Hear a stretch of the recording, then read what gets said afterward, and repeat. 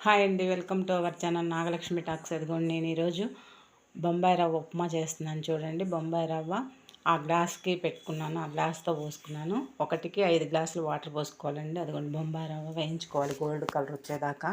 వేయించుకుంటే టేస్ట్ బాగుంటుందండి, super taste ఉంటుంది. అసలు ఈ బొంబాయి రవ్వ ఇష్టంగా తినలేం కదా, ఇలా చేసుకుంటే చాలా బాగుంది. మీరు కూడా ట్రై చేయండి, వీడియో స్కిప్ చేయకుండా చూడండి పూర్తిగా.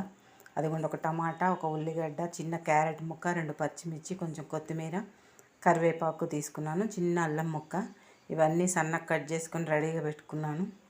అదిగో చూడండి అన్నీ.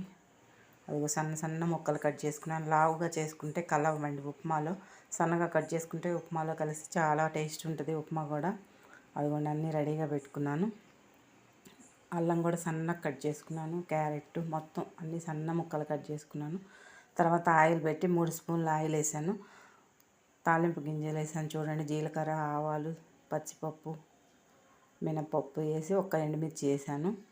తర్వాత పల్లీలు వేసానండి. పల్లీలు బాగా వేగనివ్వాలి, వేగకపోతే మెత్తగా ఉంటాయి, వేగితే కరకరలాడతాయి.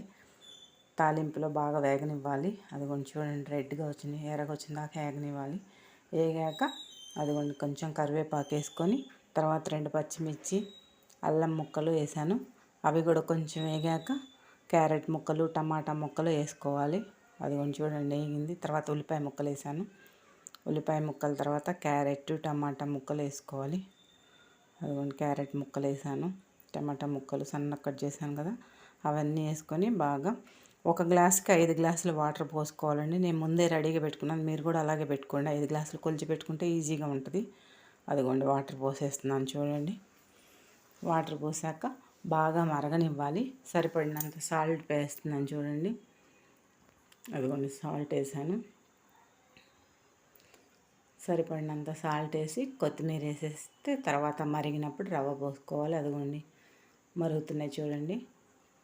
బాగా తెరిలేటప్పుడు రవ్వ పోసుకోవాలి. ఒకేసారి పోసుకోవచ్చండి, మనం వేయించాం కదా అసలు గడ్డ కట్టదు. మామూలుగా అయితే బొంబాయి రవ్వ ముద్దగా అవుద్ది. ఇలా వేసుకుంటే ఒకేసారి అసలు ఏం అవ్వలేదు, చక్కగా వచ్చింది ఉప్మా. అది చూడండి అలా కలుపుకుంటే సరిపోతుంది. అదిగోండి సూపర్ టేస్ట్ ఉందండి, మీరు కూడా ట్రై చేయండి ఒకసారి. పల్లీల చట్నీ తింటే సూపర్గా ఉంది. అదిగోండి చాలా బాగుంది, అసలు ఎగటే కొట్టలేదండి ఇలా చేసుకుంటే వేయించి. ప్లీజ్ సబ్స్క్రైబ్ చేయండి, లైక్ చేయండి, షేర్ చేయండి. ఓకేనండి.